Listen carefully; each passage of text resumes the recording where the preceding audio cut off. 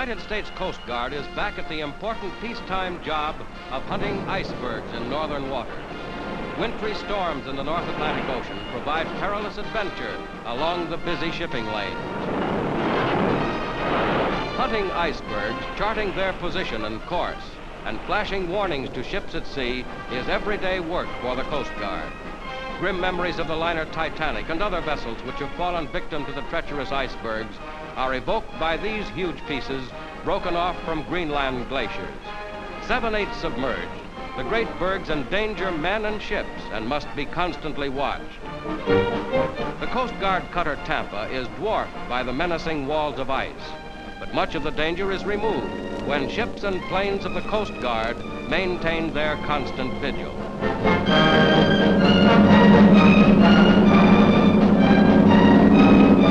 Over ancient perils of the sea are spread the modern wings of the men of the Iceberg Patrol.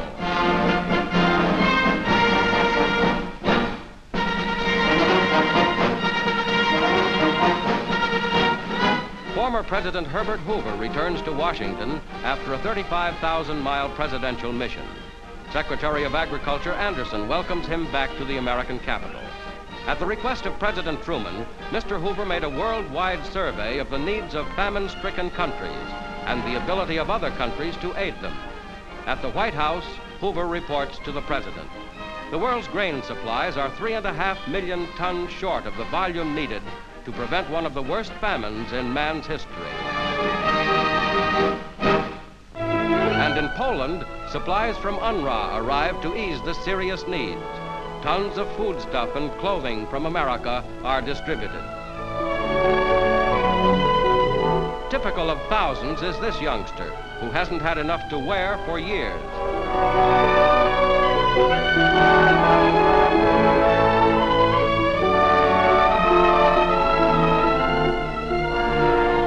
Extra food above the meager ration brings a little happiness to a hungry child.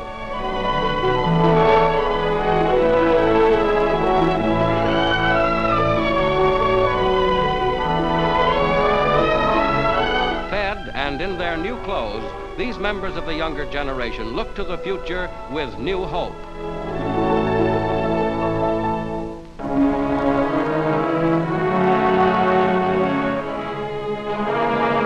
In New York City on a foggy evening, an Army plane seeking a nearby landing field crashed into the 58th floor of this Wall Street skyscraper.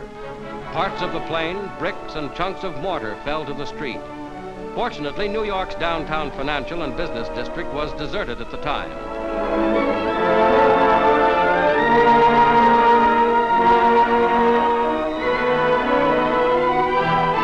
The terrific impact tore a 10-foot hole through the wall. The front of the plane was reduced to rubble on this office floor 700 feet above the ground. Here, 5 bodies were found, the pilot and 4 others, including a Women's Army Corps lieutenant.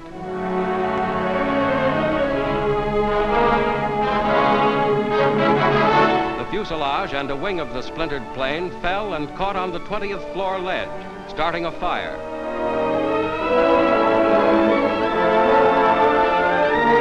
As the 5 bodies are taken away, this second terrible accident recalls last summer's similar tragedy when a plane crashed into the world's tallest building, the 102-story Empire State Building. 2 such air collisions within 10 months in New York City spur engineers to find sure safety measures for aircraft flying over the crowded metropolitan area.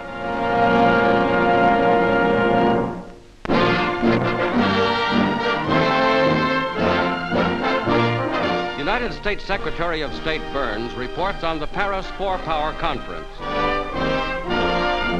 We did not reach agreement upon the treaties, nor upon the question of calling a peace conference, or our proposal for a 4-power treaty for 25 years to keep Germany disarmed.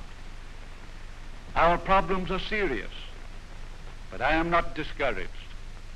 Our offensive to secure peace has only begun. But we must not forget that if we fail to cooperate in a peace which is indivisible, we may again find that we will have to cooperate in a war which is worldwide. Whether we like it or not, we live in one world.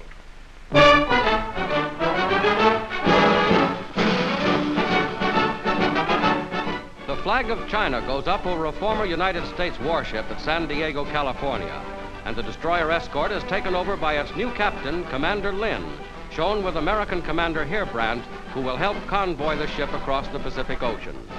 The Chinese crew has had special training in the United States to man the vessels turned over to China under lend-lease arrangements. 8 ships in all will comprise the first convoy.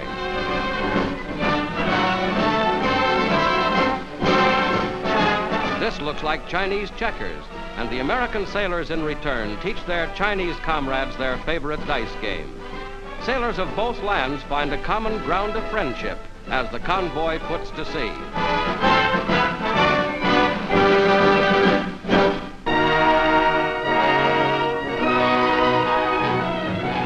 Out of London come new developments in Britain's plans for a changing empire. Under Prime Minister Attlee, the government of the United Kingdom shapes a new policy for freeing India and withdrawing from Egypt. The policies of Ernest Bevin and Attlee have been criticized by British conservatives. Here in Simla, India, the British continue their meetings with leaders of India's 2 major parties, Congress and Muslim, and hope to break the deadlock by the formation of a federated India. Demands by the Muslims for a separate state have been refused, and a tense situation grips all India. Khalem Azad, Congress Party president, arrives by rickshaw. Pandit Nehru, famous Congress Party leader, relies on his piebald pony for transportation. One of the few cars brings Muhammad Ali Jinnah, Muslim head, second from the left. Meanwhile, thousands of miles away in Cairo, a closely related conference moves ahead. The British meet with Egyptian leaders headed by Sidki Pasha, Prime Minister. Lord Stansgate and the British delegation announced the end of a cycle of imperial history which has lasted 64 years as Britain prepares to leave Egypt. Back in India, the meetings continue. Behind Britain's decision to free India and get out of Egypt, observers see implications of far-reaching significance. The new British government is revising old policies in the light of new developments and modern thinking.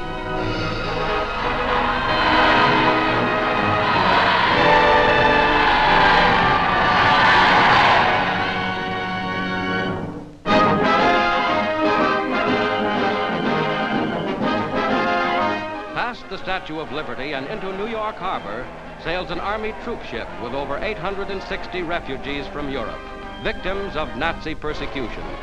Many of them spent long, terrible months in concentration camps, but this is a happy day.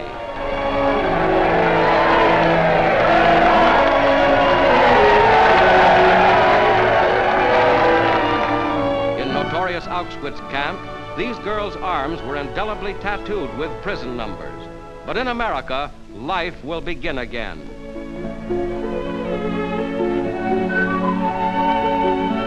Also aboard are Polish Catholic priests, survivors of Dachau. A Jewish chaplain kept this Torah with him through all his travels. Of the children aboard, 75 are orphans. Many of them are without any records of their homes or even their nationalities.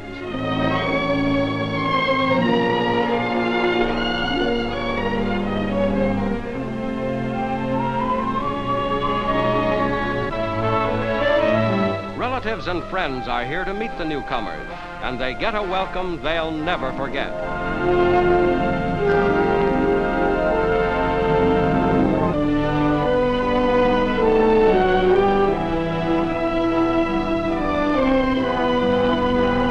America opens her heart to those who long for life and liberty and the pursuit of happiness.